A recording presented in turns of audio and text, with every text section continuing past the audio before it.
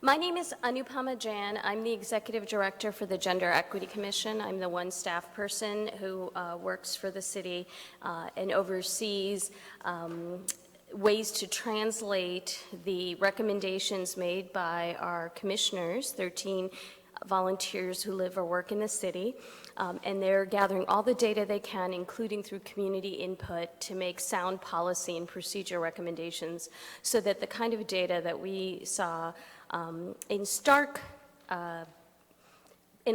picture than maybe we've seen before last week, that we can try and figure out how do we make change at the level of local government.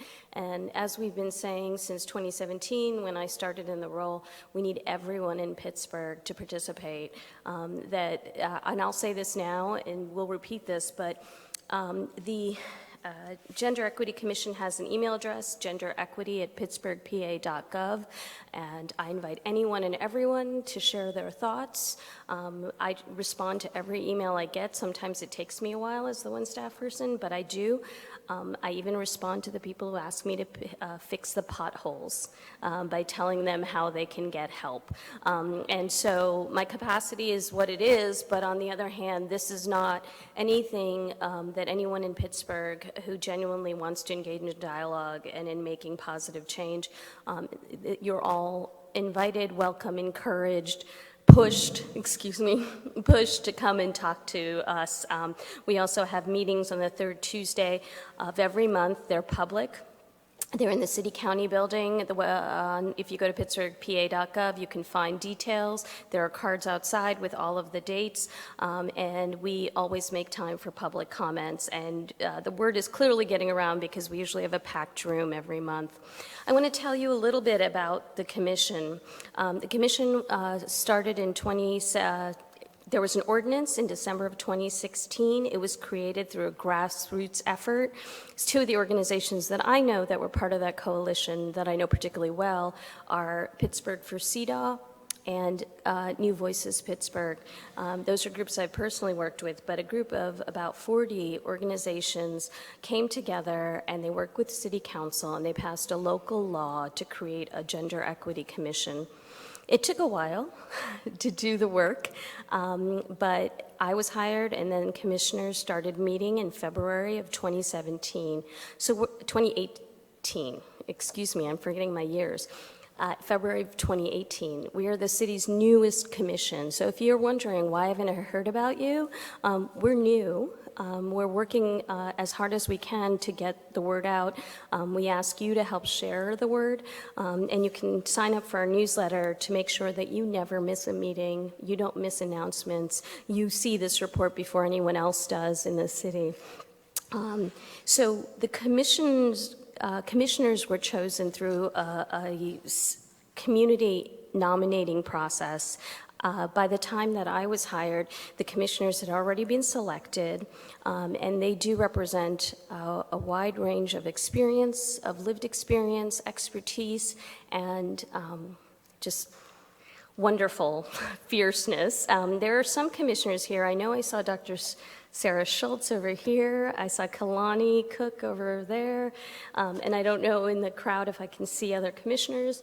But we are working together, and the commissioners vote and come to consensus and make recommendations to me, which I then pass up the chain and find ways to make transformative change. The commission is based on this CEDAW principle, which is the Convention on the Elimination of All Forms of Discrimination Against Women. There is a 2017 TEDx talk. It's 8 minutes. If you want to get the history and context, please do watch that. It's on our webpage. And we're part of a national coalition called Cities for CEDAW and part of an international movement. CEDAW has been called the Bill of Rights for Women on the global stage, and it is a process by which we make change, not looking at federal laws or state laws, but really looking at local impact and the changes we can make right here on the ground with the input of everyone who lives in this city.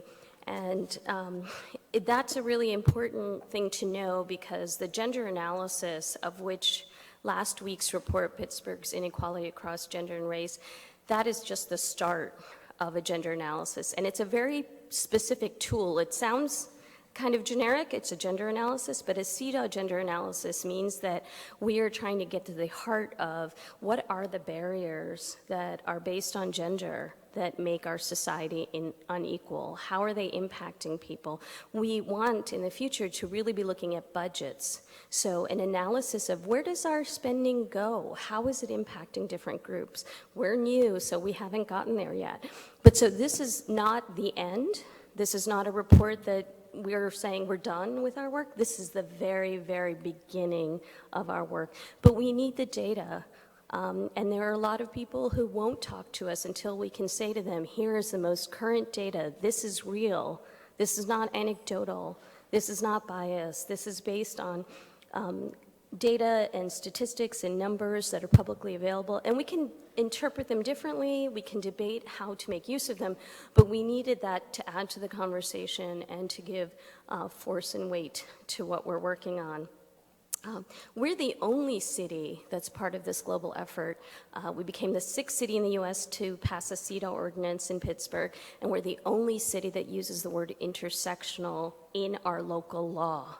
That means we're not just thinking about women, as historically in the U.S., sometimes women kind of implicitly meant white middle-class women. The white feminist movement really was the most mainstream, visible depiction of feminism. That is obviously not the way that people have worked in various contexts or made change for gender equity. And so we think about gender equity in terms of all the intersections. That means we always think about race. We always think about ability. We think about religion, all of these different things. We don't have data, for example, on people who are gender nonconforming. And that's why focus groups, which you'll hear about, we need to find qualitative data to augment the data that is available. But we're looking at gender equity in a very multifaceted way, which no report previously in the city has done. There have been reports about gender, there have been reports about race, there have been reports about specific subpopulations. This is the first to do this, and it's something we're going to all have to grapple with. We hope it's going to set a standard for making sure that when we talk about, for example, poverty or sustainability or housing, we don't act as if it's not gendered, because everything in our society, which is built on race and gender, these social categories and constructs, they may not be real and people may not identify with them, and yet they've been used to make our laws and our policies, and we have to confront that history and the history of inequality that is embedded in our systems. So first we want to get a clear look at the data through an intersectional analysis, and then we want to do the hard work of making change, which, in case anyone here thought it was easy, it's not. I get slammed back every day by everybody everywhere. You're not doing it right. This is not how it works. This is not good for the city. So just acknowledging that all of us go into this knowing it's not as simple as saying change. I've been doing that for my entire career for 25 years. And people don't want to change, societies don't want to change, and I just want to say that's what we're committed to. Join us on this journey, please. Keep us honest. We are open to critique, and we incorporate it as much as we can in a true feminist, intersectional manner. But I can't speak for Pittsburgh, and no individual can speak for Pittsburgh, so we really do need to have everyone participate in the Gender Equity Commission. We commissioned the report, and Jesse Ramey, our fabulous, fantastic chair, is going to talk about that process. We've tried to keep our work as transparent as possible, so our webpage, our monthly newsletter, everything that led up to this report has been publicly available. We will continue to try and make sure that you hear about things when they happen, and you tell us how you want to hear about things. But the report was commissioned by the PIT team after a public procurement process. So contracts with local government have to go through a pretty strenuous set of processes to avoid any conflict of interest. we're glad that this group was chosen. There were strengths to other proposals, but this group was chosen by a large group, including city employees, gender equity commissioners, members of the CDAW, Pittsburgh for CDAW group. And what turns out to be an especially powerful aspect of this team is that they've worked on the reports previously for the Black Girls Equity Alliance. So this team, members of this team have a history of working with Gwen's Girls and other organizations, and that gives them insight and experience that is very valuable. So I feel very lucky and honored to represent the Gender Equity Commission, and I genuinely encourage you, reach out, genderequity@pittsburghpa.gov, send an email and tell us what's on your mind, and we'll do our best to respond. Thank you. And I should have. Thank you, Dr. Jan. We are really lucky to have Dr. Anu Jan as our executive director, and you can see why this representation in the city of Pittsburgh matters so much. Hello again, I'm Jessie Ramey. I direct the Women's Institute at Chatham University, and I'm very honored to be the chair of the Gender Equity Commission for the city of Pittsburgh. And I'm absolutely thrilled to be here this morning. So let me just say thank you again to another Gender Equity Commissioner, Dr. Kathy Elliott, Gwen's Girls, the Black Girls Equity Alliance. You all are doing extraordinary work. This is a really amazing room to be in. I love this gathering. I'm really glad to see it happening again.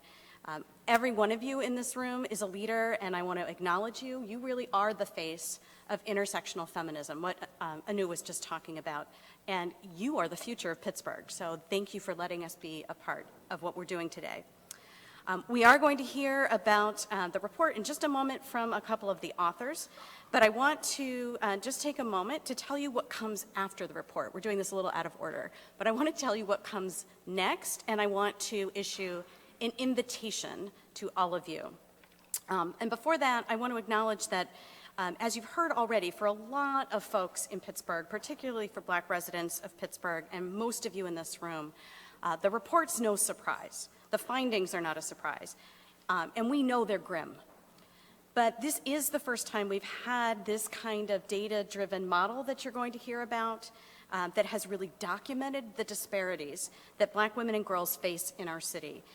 And as you're going to hear in just a moment, this is the first time we've actually had a way to compare Pittsburgh to other cities. And that's terribly important because we've known it in our hearts and in our souls, but we haven't had the data, the comparative data. So I'm really thrilled you'll be able to hear a little bit about that in a few moments.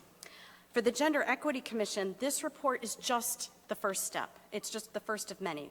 We really need to identify specific issues around gender and race in our city in order to address them. The Commission believes strongly that we've got to face the reality that Pittsburgh is simply less livable for Black residents, and especially for Black women and girls, and especially compared to other cities. I think it's very clear that the recent assault that we've already referenced this morning at the Exxon gas station by those owners is an example of the horrifying and outrageous violence that happens when we allow racism and sexism to be the status quo. We simply cannot accept that any longer. The factors described in this report are impacting people right now, real humans. Black women and girls are not just numbers, they're not statistics, and the entire city has an obligation to act. The Gender Equity Commission has a duty to act. Reports like this one we're talking about this morning are going to help us determine where policy interventions are needed and really, importantly, resources. And I want to just emphasize that this is about bringing resources to the problem. So let me be clear, we really are not interested in Band-Aid solutions. We want structural change. That's what we are aiming for together in this room. All right, so what's next? This is the part that's a little bit out of order, but I want you to have the invitation from us. The University of Pittsburgh is actually going to be releasing 3 more reports after this one. The next report will examine gender and racial equity among city employees. So what does it look like for those who are working for the city? The third report that's coming out is going to focus on the lived experience of city residents based on some community conversations and focus groups that we're going to invite you to be a part of. And a final report will summarize the findings and make some policy recommendations to the Gender Equity Commission. In addition to all those reports, we've commissioned from Pitt, the commission is actually meeting with individual city departments, and we're already starting to look at internal policies, personnel, budgets. Remember, budgets are very important, public services, everything through this gender equity lens. We really welcome the participation of anyone in this room who's interested, all folks in Pittsburgh, the organizations who do this work every day. We want everyone to bring their own expertise to the table. We're an all-volunteer group, as you heard, and the Commission really recognizes and respects the long history of crucial gender equity work that's been happening in our community for years. Rather than duplicating any of those vital efforts, the Commission aims to really amplify, connect, and convene. We want to amplify your voices and connect people across silos. We want to convene leaders and organizations around these issues. So that's how we really view our work. So with all this community collaboration in mind, we're going to be looking at the equity disparities that we've identified through this work together. And then the Gender Equity Commission will make policy recommendations to the mayor's office and to City Council. So that's who we report to. And then we were also going to be creating a 5-year action plan. That's in the ordinance. We're tasked with doing that, and we will have to monitor and implement that.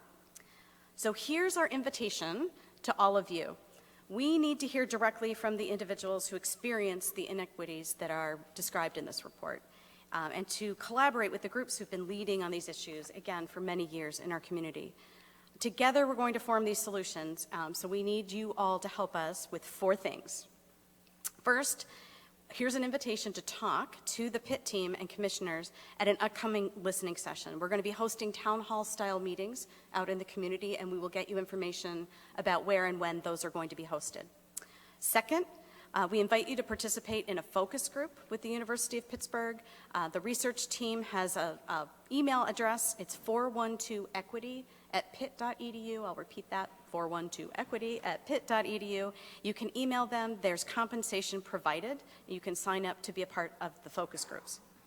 Third, we invite you to attend a full symposium that we'll be hosting on November 2nd at Chatham University, just around this report. We'll be spending the entire day together, digging in very deeply into this report and thinking together.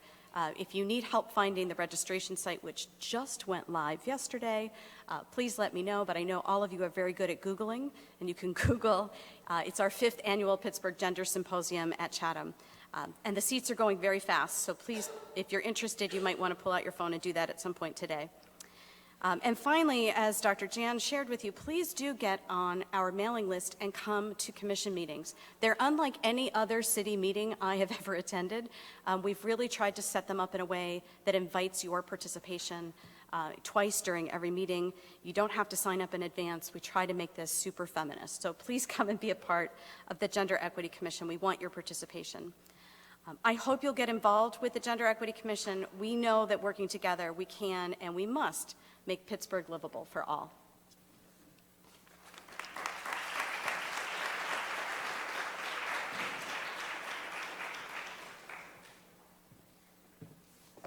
I'm going to invite up Dr. Sarah Goodkind and Dominique Branson to talk about the report.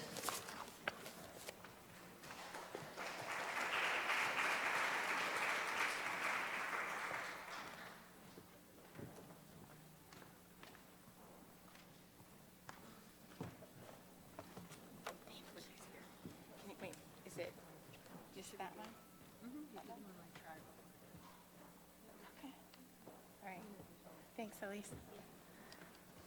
Good morning. I'm really glad to be here today and to partner with the city and the Gender Equity Commission on this important work. I'm really glad to be here with all of you at the 4th Annual Equity Summit.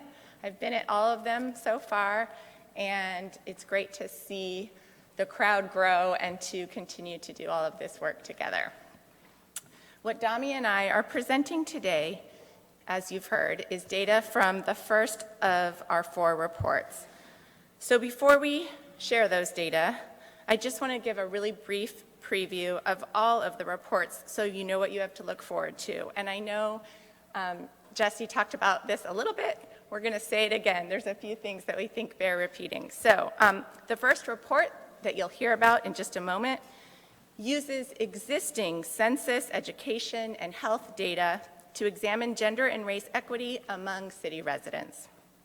The second report, which will be released in November, examines gender and race representation and equity among city employees. The third report examines people's lived experiences and will be based on focus groups we're conducting with Pittsburgh residents.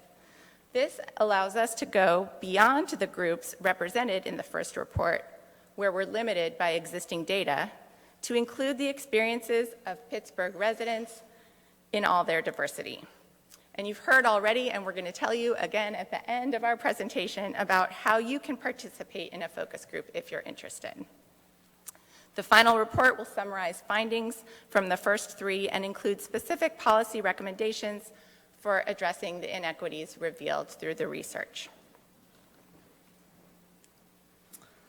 All right, and before we share the findings, I just want to say a few words about our intersectional approach. You heard a little bit about this already too, but I think it's also worth repeating. So most equity research examines only gender or race or some other category, but our intersectional approach acknowledges that power-based hierarchies are simultaneously based on multiple classification categories, and therefore it recognizes and accounts for the fact that girls and women of different races may have different experiences. So for today, because we're at a summit focused on Black girls, we'll share data on Black girls and women in Pittsburgh. But I want you to know that the report includes data on all Pittsburgh residents, and we encourage you to take a look.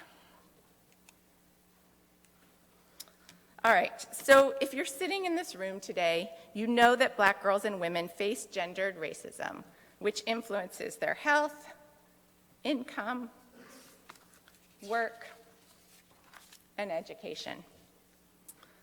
We know that these inequities exist across the U.S., but how about here in Pittsburgh? How are Pittsburgh's Black girls and women faring compared to girls and women in other cities? And why does it matter? We're making these comparisons across cities so that we can identify Pittsburgh's strengths and so that when we identify areas where Pittsburgh is not doing well, we can look to the cities where Black girls and women have better outcomes so that Pittsburgh can follow their example and create policies and fix systems to better support Black girls and women. So we're looking at how Black girls and women in Pittsburgh are doing compared to Black girls and women in Cincinnati, Cleveland, Baltimore, Buffalo, Detroit, Louisville, and so on. In fact, we compare Black girls and women in Pittsburgh both to other Pittsburgh residents and to Black girls and women in 89 other cities. To compare with other cities, we created a new tool. This was created by our colleague, Dr. Junia Howell, who's not with us today. We call this the Index of Ranked Livability. And we have an accompanying visualization, which we'll show you in just a moment. This tool allows us to see how Pittsburgh residents are doing compared to residents of 89 similar cities, as I mentioned, and it allows us to make these comparisons for each group of Pittsburgh residents. So, to explain how this works, on this visual here, the middle line is the average city, meaning that half of cities are doing better and half worse. The diamond represents Pittsburgh. If the diamond is to the left of the middle line, as it is in this case, it means that Pittsburgh is below average. In other words, it's an area where Pittsburgh needs to improve. If the diamond is to the right of the middle line, it means we're above average, or it's an area, in other words, where Pittsburgh is doing well.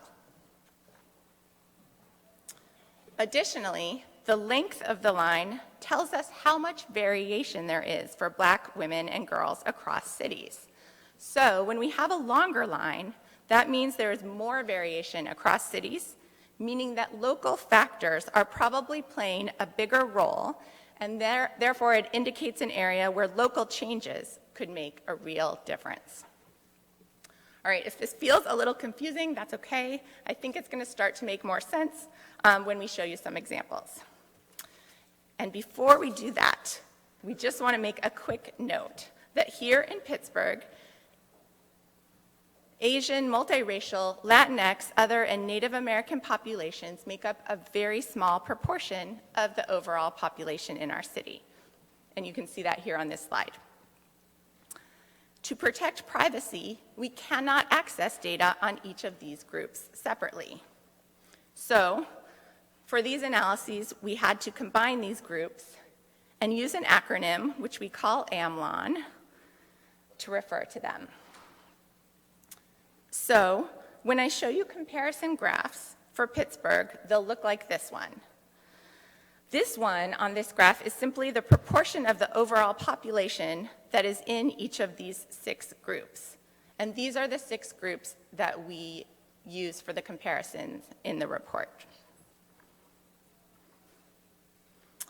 For each of these groups, we examine health, income, work, and education in Pittsburgh.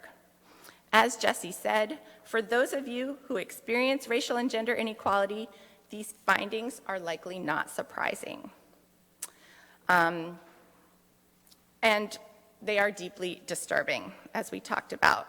So we're sharing them so that we are aware of the areas where we collectively need to make structural and systemic changes so that Pittsburgh can be livable for everyone. So we wanted to say that first, and we're going to come back to that point again at the end.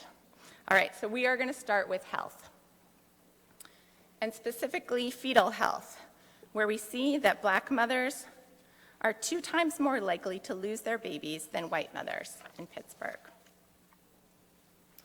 This is despite starting prenatal care at the same time. Moreover, babies born to Black mothers are 3 times more likely to be extremely low birth weight. And this is even true when we look at only college-educated mothers, suggesting that it's not class but race that is driving this difference. Even more striking is the proportion of Black mothers who die from pregnancy-related causes.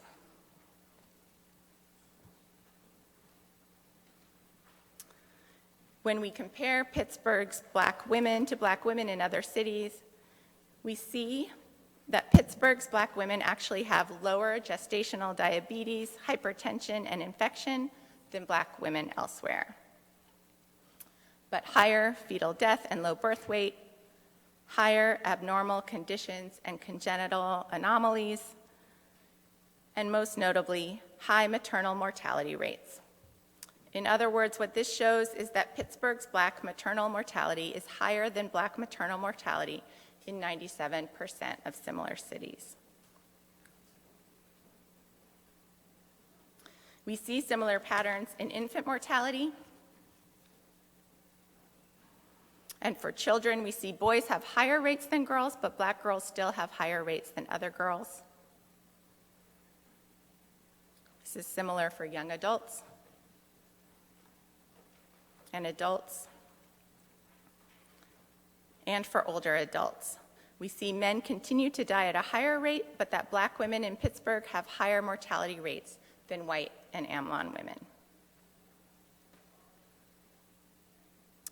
Likewise, Black residents in Pittsburgh are more likely to die of cardiovascular disease, cancer, and tobacco-related causes. So comparing Black girls and women in Pittsburgh to Black girls and women in other cities, we see that Pittsburgh's Black girls are less likely to die in childhood. But for everything else, Pittsburgh's Black girls and women are faring worse than in other cities, particularly in the proportion that die from tobacco-related causes. And we see here these long lines for tobacco-related deaths and suicide, again, meaning that those are areas where local intervention could make a real difference. And to talk about the rest of the findings, I invite up Dominique Branson, who's a doctoral student here at the University of Pittsburgh and a core member of our team. Thanks, Sarah. Okay, so now I want to turn your attention to Black women's income in Pittsburgh. Sorry. In Pittsburgh, Black women are the most likely of all groups to live in poverty. In fact, Black women are 3 times more likely than white women to live in poverty. Similar but even more striking patterns are true of child poverty in Pittsburgh.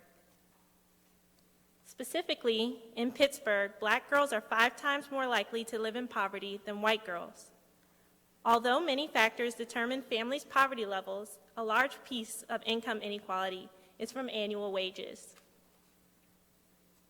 The median or average income for Black women in Pittsburgh is less than the median incomes of all other groups.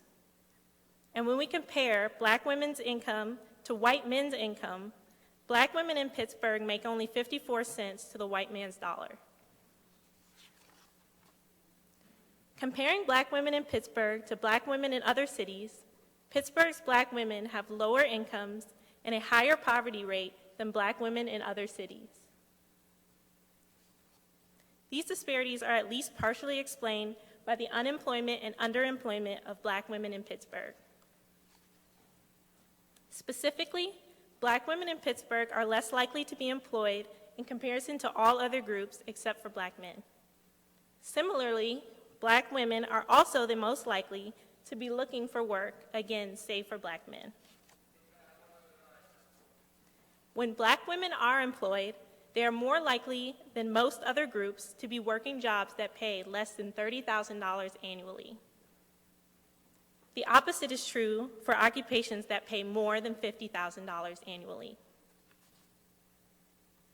Compared to Black women in other cities, what stands out is Pittsburgh's low Black employment and high number of Black women who are just out of the workforce altogether. Some of this can be explained by looking at education. Pittsburgh's Black women are slightly more likely to have bachelor's degrees than Black men, but all of the other groups in Pittsburgh have higher proportions of bachelor's degrees than Black women in Pittsburgh.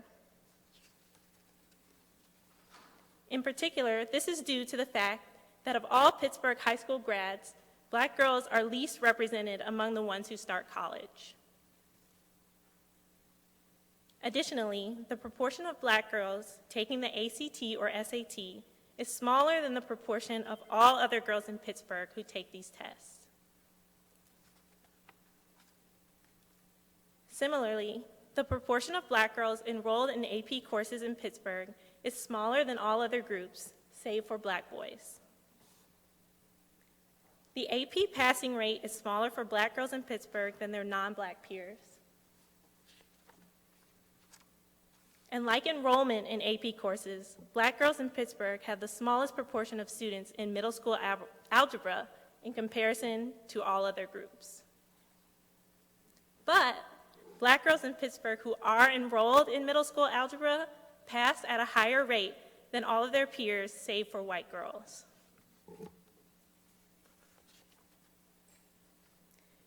When it comes to enrollment in gifted and talented programs, the proportion of Black girls enrolled is smaller than all other groups, save for Black boys. But a higher proportion of Black girls are suspended than all other groups except for Black boys.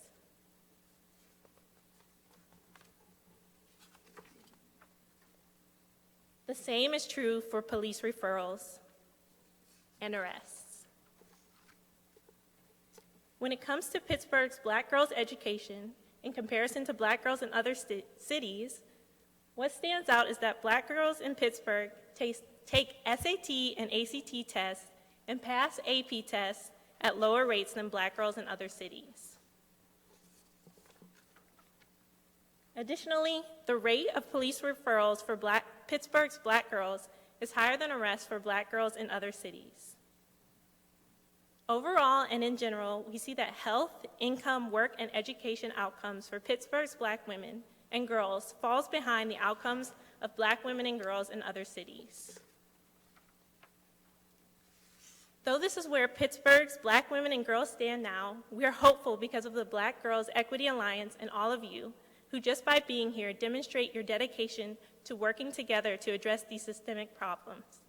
We are encouraged because we know that when Black girls have the opportunity, they do really well. In fact, our research shows, as we mentioned, that Black girls are among the least likely to have the chance to be in middle school algebra, but when they are in middle school algebra, they outperform even white boys who are most likely to have the chance to take the class.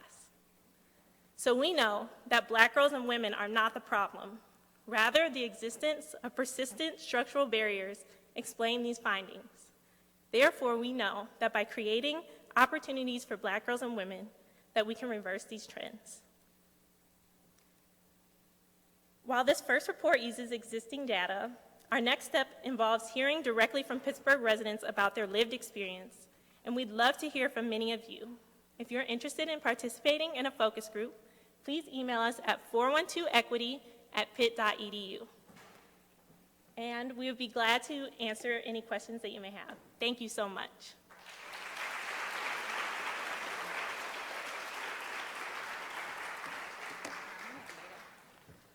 And I know that Anu and Jesse are coming back up, and I want to invite the rest of our Pitt gender analysis team up too, if you'd like, and we'll all be up here and we'll take your questions as you have them. And I know, Anu, are you?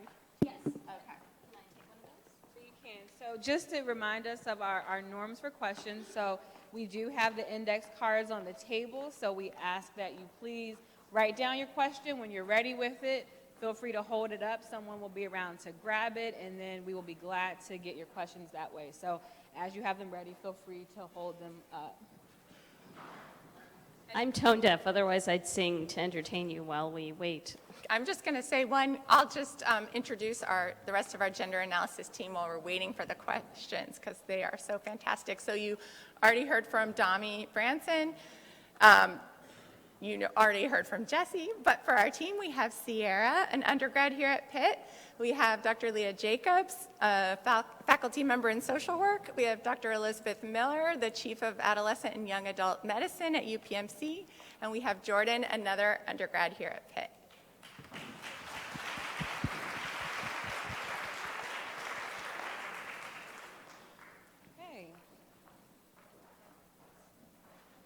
I see a couple cards. I'll walk around and grab them, and then okay, can you write it on there if you don't mind? Thank you.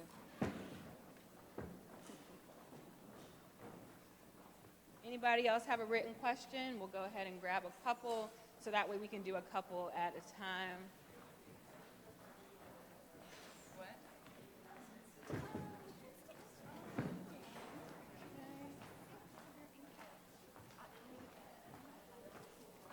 I think Elise will be grabbing your cards. No, there's a protocol. But we should start. And do you want me to read the questions, or will you do that? You can. So you go ahead and get started. Go ahead and read some, and I'll continue to walk around. Thank you so much. Yes. Okay, so I'm just going to read these as I get them. In regards to AP, SAT, ACT opportunity, what are these barriers, cost and mentorship, and et cetera? I'm going to pass the card to you. And if you want- Okay. Is this? Yeah, this is on. Okay. Well, one piece of good news we have is that in terms of taking the SAT and ACT tests, the data that we analyze, the education data that are available, are just a couple years old. And I think, at least in Pittsburgh public schools, they realized that the rates of students, not just Black girls, but actually of all Pittsburgh public school students, their rates of taking the SAT and ACT tests were really low. And just last year, they started a new practice where they are administering those tests for free during school time for all juniors, I think. So that is being worked on, and hopefully we'll see a change in that. In terms of opportunities to take AP courses, I know this is an issue that the schools have also been working on. We see from these data that there's a lot of work to do. Jesse, do you want to say?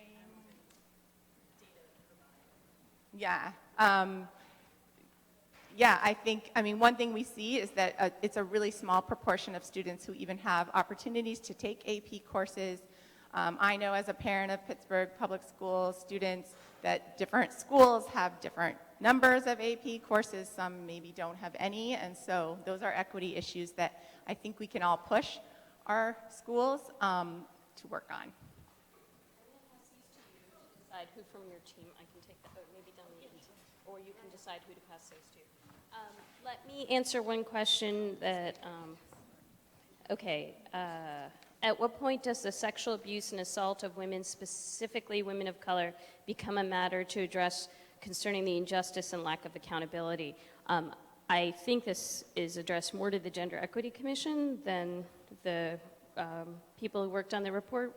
Okay, they agree with me. So just this morning, I got an email. The Gender Equity Commission, as our chair, Jesse Ramey, mentioned, is simultaneously to working on this report, meeting monthly, and I'm the one staff person, and they're all volunteers. We have met with 6 city departments in the last 3 weeks, and that includes 3 different groups of people from public safety, and that includes the folks working on the domestic violence and sexual assault units. So we are trying to answer that very question. We can't go into public safety and say, here are a list of demands, because they won't do anything with them. So we're entering into conversations. We're talking about ways to educate more people within public safety about the reasons that sexual abuse and assault intersect with race, how we can have an intersectional response. So once again, we're doing this work. If you feel like you have expertise, insight, information that you want us to be aware of, genderequity@pittsburghpa.gov. You can also call the mayor's office and say, take this information to the Gender Equity Commission if you'd prefer, but anyone who wants to know more about this and put pressure on public safety as well, we're doing it internally, and you as Pittsburgh workers and residents absolutely have the ability to do so. Do you want to take a question, or Jesse, do you want to answer the question? Sort of a related question. This person asked, can you explain the decision to release the report in parts versus all at the same time? And how are we going to keep people engaged? This is a really great question. We had a lot of conversation on the Gender Equity Commission about how to roll these reports out. And we actually we feel that more sharing is better than less sharing. I think that sort of fundamentally we wanted to make sure that as we learned things, we were sharing that out with the community. We also had a lot of questions about why didn't we wait until we knew all the solutions? Well, I don't think we're ever going to know all the solutions, and we want you to be a part. We want Pittsburgh to be a part of creating those solutions with us. You heard us say today, this is just the first step of many, and we felt very strongly that if we waited until we had recommendations, that was a less inclusive way to do this work, and we were really trying and had deep conversations about how to be as inclusive and collaborative with this process as possible. So we wanted to share that out with you. We know that sometimes it's painful not to have the answers right away, but we think that we need to develop those answers together. And also, once the data was shared with the Gender Equity Commission, it is public. We're a public commission. And we wanted to be sure that we did get that information out in a very intentional and wide-ranging way. So the second part of the question is, how are we going to keep people engaged? You've heard 4 or 5 different ways that we have invited folks to continue to be a part of the work, and we are super open to ideas. So if you have other ways, other places, I was talking to some folks from the foundation community about potentially meeting with foundation folks. You know, there are other ways that we can be having conversations about this, and definitely want to keep everybody engaged in this work. One of the questions is about that. There's so many good questions here. Wow. Okay, but this is a really important one. What ages are you interested in participating in the focus groups? All ages, all people. Anyone, any Pittsburgh resident is who we want to talk to. We are still working on having official permission to talk to people who are under 18 because we just have to go through some processes around that. But we want that to happen. But other than that, contact us. We want to talk to you. All right. There are a bunch of questions about Black girls in algebra and their success in middle school algebra. And this was one of, I mean, while of course the finding that black girls are the least likely to have the chance to take middle school algebra is not at all a happy finding, I wasn't surprised that when black girls are given that opportunity, that they do really, really well and outperform almost everyone else, including white boys, who are the ones who most often get that chance. And I've seen that for myself also as a parent of Pittsburgh public school students. There's a few questions about that. One asked, do we know which schools that's happening? We don't know that specifically now, but these are the kinds of questions that we can ask as parents, as citizens, right, as people who live in this city, that we have the right to have this information. I'm actually going to be back up here later a little bit talking about some juvenile justice issues and referrals from our schools, and I think we all need to be asking those questions because that information does exist and we deserve to know it. If I could just add to that, I handed Jesse a card because I know that Dr. Goodkind and others will be talking about push-out rates and arrests later this afternoon. And so I know someone asked a question about that, and that is a topic of discussion. And we have some other questions. We'll try and get through as many of these as we can. There's just one more that just asked about where that data came from about algebra and the other education things. And so the data is from the Department of Education. Some of it is from the Civil Rights Data Collection, I think that's the name of it. All of these sources are in the report, and we're glad to share them with you. Almost all of these have some publicly available data online, and then we also had to request some data directly from different government sources to do these analyses. But these are data that, from this first report, we did not collect these data. These are existing data that we analyzed. Let me take, can you explain more about the chosen indicators? And the researchers can tell you the research reasons, but we wanted to make this report actually be in conversation with other reports. And so recent reports, including the ones created for the Black Girls Equity Alliance, in 2015, there was an updated version of Pittsburgh's Racial Differences and Disparities, which was created by the Center for Race and Social Problems here at Pitt. And there have been 2 reports in the last 2 years, Pittsburgh's Equity Indicators report. And so we are trying to make sure that these reports don't sit on a shelf and gather dust, that they're actually adding to our body of knowledge. And so the indicators match the indicators in those other reports. And those were chosen by the city as part of a national effort to try and address equity. And so I encourage you to look into the equity indicators reports. And as I said, if maybe the researchers want to say anything further about the indicators. I don't think they do. Another question? There were Please do. a handful of questions related to health. One of them being a really critical one here around how much research has gone into understanding how stress and trauma attached to racism may be impacting prenatal deaths of the mother and or child. And I will say that there is now plenty of data that shows that racism impacts health, period. And the American Academy of Pediatrics last month released a critically important document that goes through a lot of that research and really came out with a key policy statement that racism is a pediatric issue. It's a healthcare provider issue. And so I'm happy to entertain questions with others during the course of the summit around this, but there is plenty of data. There was also a question then around the maternal mortality data that we showed around hypertension, stress, and diabetes. So I want to point out, so maternal mortality is, as is infant mortality, a multifactorial problem. There are many, many, many factors that come into play.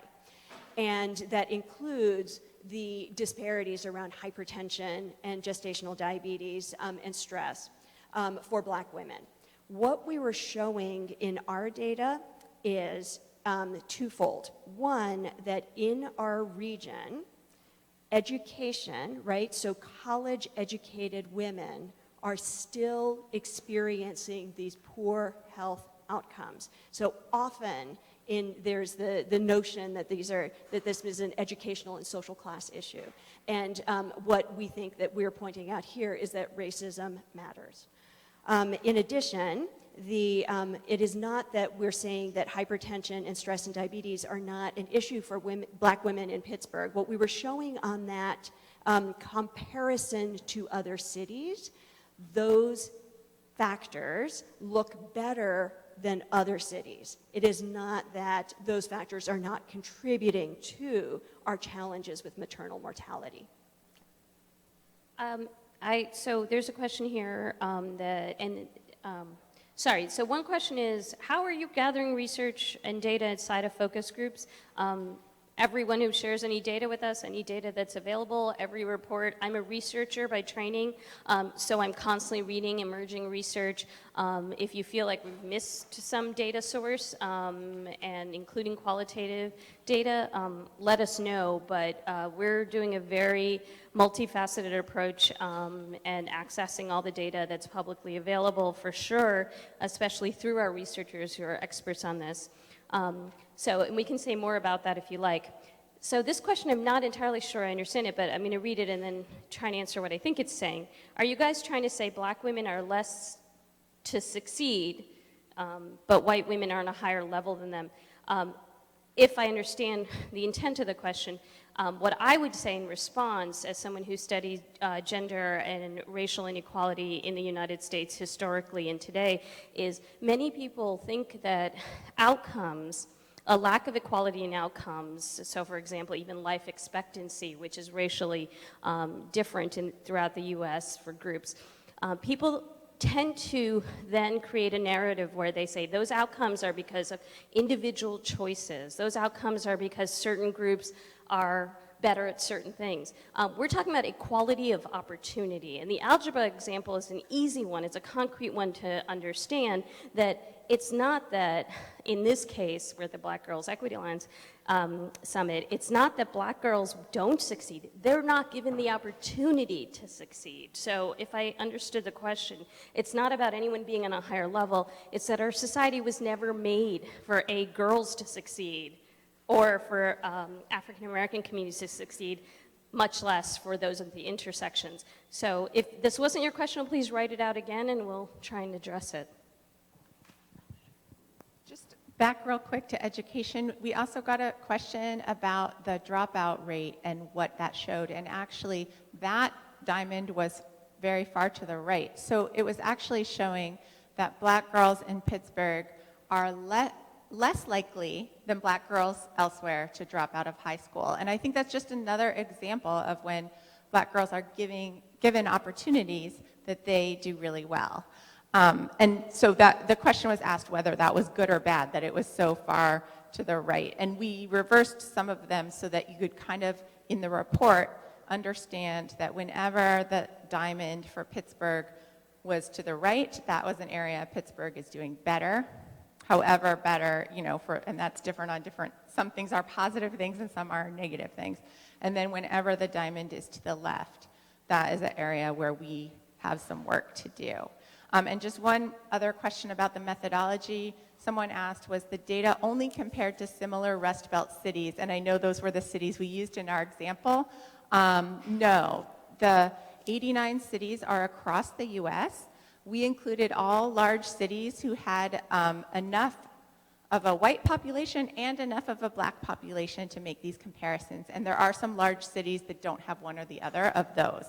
But we included all of the ones that did. And there was no way we could put all of those cities up there. But one of the things we wanted you all to understand is that part of the reason we did that is that we can actually say, okay, what cities are doing better on all of these specific indicators, and we can look them up in our data analyses, and we can say, oh, Cleveland's doing really well for that one, and we're doing really poorly here in Pittsburgh. Let's find out what Cleveland is doing so that we can try that here or adapt that or try something similar. So obviously we haven't gotten to those stages yet, but that's the plan, and that's why we think it's really useful to make these comparisons.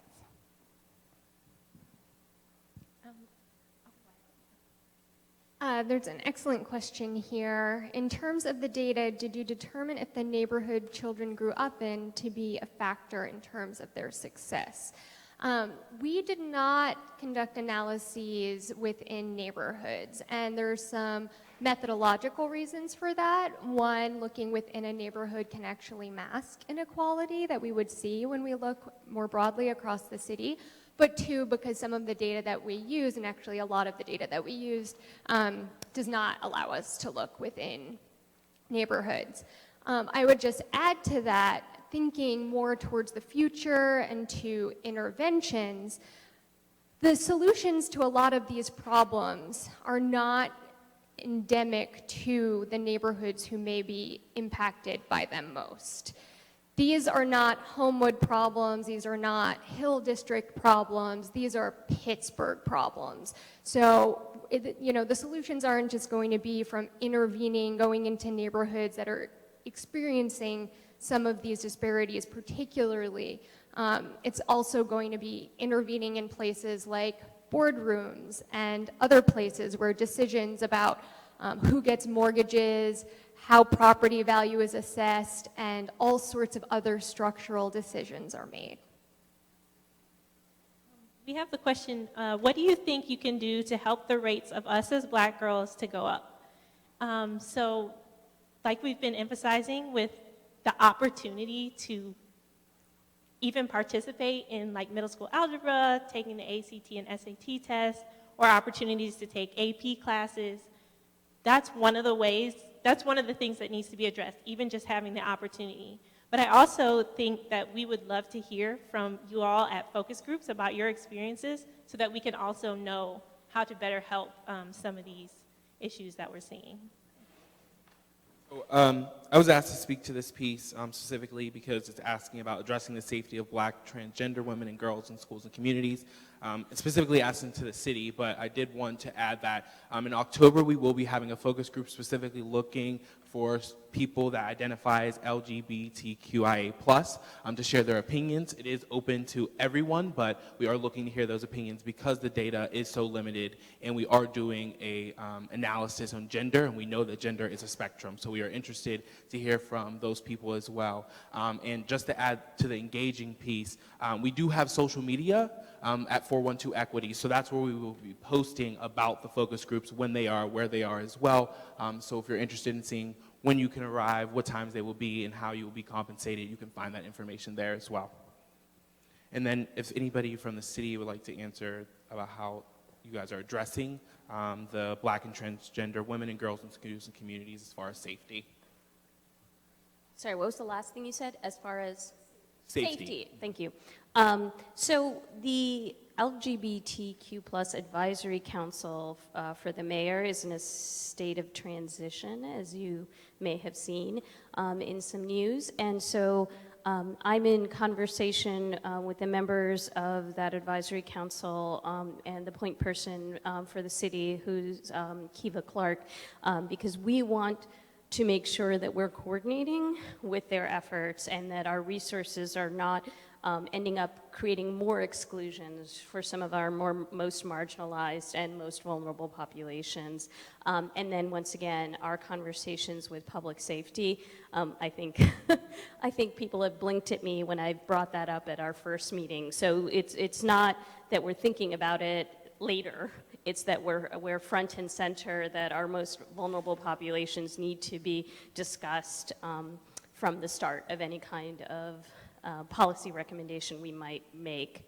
I wanted to address one question. So we have about 5 minutes, and these two I'm just going to say, read them both, and then offer an answer, and then see if we can cover some more of the questions. Are you guys trying to find a way to have more Black women improve more in life? And what would you say you think is the hardest challenge Black girls face? I don't feel qualified to answer the last question. I think that's what we're all trying to figure out. I think we're trying very hard to prioritize, because the Gender Equity Commission, one of the things that we confront all the time is gender equity affects everything in all of our lives, every minute of every day. We live in a society constructed on a gender binary, and it's allotted power to different people. So we have to figure out, where do we start? How can we work on everything? How can we do it in a systematic way that has impact? So what is the hardest challenge? I think that's a conversation we need you to help us and to make sure that we aren't putting our focus in the wrong places. The makeup of the commission, just so folks know, and as I said, there are 4 or 5 commission members here. You should look up their bios if you're wondering, do they represent diversity of voices in Pittsburgh? I would say in many ways they do. We don't have a lot of male representation, so that's a kind of gender diversity we don't have. But definitely look at that and make sure that you connect with anyone on the commission that you already know and share what you think the biggest challenge is. Are you guys trying to find a way to have Black women improve more in life? I think the answer is just yes, that we want this claim that we're a livable city is aspirational, if anything, and we want to make sure that if we're going to call ourselves a livable city, it's livable, genuinely livable for everyone. So I think my answer is yes. We have a few questions about arrest rates and police referrals for Black girls. And what I want to say, since we're running out of time now, is that in the very next session where we're talking about the work groups of the Black Girls Equity Alliance, Kimberly Booth and I will be talking about the work of the Juvenile Justice Work Group, and we're going to talk about these specific things because I agree it's really appalling that our Black girls are referred to law enforcement and arrested at such high rates, and we are going to be sharing some recommendations and more opportunities for you all to get involved in this work to change those statistics.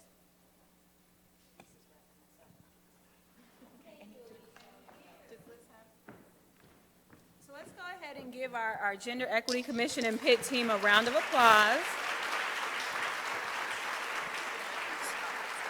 So what we're going to do is, I know there may have been some questions that we did not get to, but even the questions that we did get to, what Dr. Kathy has asked is that we take all the questions and that you all provide some written responses that we can share with attendees. And so be on the lookout in our follow-up information with some written responses to those questions. And if you have other ones that you didn't ask, please, hand those over and we'll make sure we get those answered too.